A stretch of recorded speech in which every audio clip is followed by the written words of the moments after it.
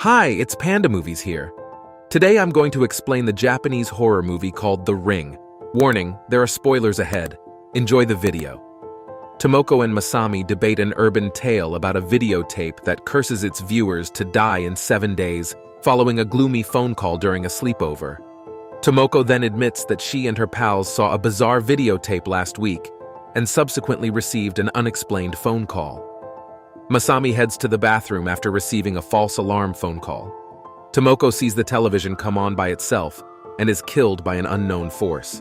Tomoko's aunt, journalist Reiko Asakawa, investigates the legend and discovers that the 3 friends who saw the tape with Tomoko died at the same time as her. Reiko discovers an unmarked VHS at the Izu Pacific Land Resort, where the 4 friends were staying.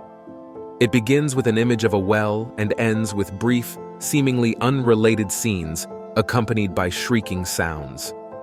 Reiko sees an apparition after watching the tape and receives a phone call with the tape's shrieking sounds.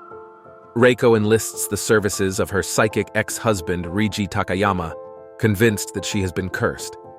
Despite Reiko's reservations, Reiji views the tape and offers to assist her. When they dissect a copy of Reiko's recording, they discover a strange message spoken in a Shima dialect. Reiko sees her and Reiji's 6-year-old son Yichi, watching the tape after being encouraged to do so by Tomoko before leaving for Shima. Reiko and Reiji read about Shizuko Yamamura in Shima, who rose to fame after a public demonstration of her psychic talent organized by ESP researcher Dr. Heihachiro Ikuma, with whom she had a romance previous to her suicide.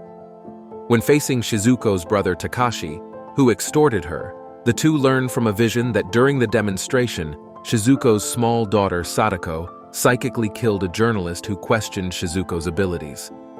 Reiko discovers that Reiji never received a phone call after watching the tape at the cottage in Izu after failing to locate Sadako. They run over to look into it. Reiko and Reiji discover a sealed well in the cabin's crawl space and learn via another vision that Dr. Ikuma bludgeoned Sadako and pushed her into the well, trapping her there. They conclude that Sadako was still alive when a videotape recorded the wrath she had projected using Nensha, and thus the curse was born.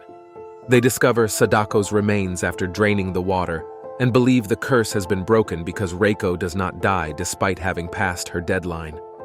Reiji's TV turns on by itself the next day, showing the well at the conclusion of the videotape. Sadako's enraged soul staggers out of the well and into the TV, approaching him and terrifying him to death. Reiko, who has been attempting to contact Reiji, overhears his final moments on the phone. She deduces the exact solution to break the curse, guided by an apparition, reproducing the video and exposing it to someone else within 7 days, essentially allowing the curse to spread.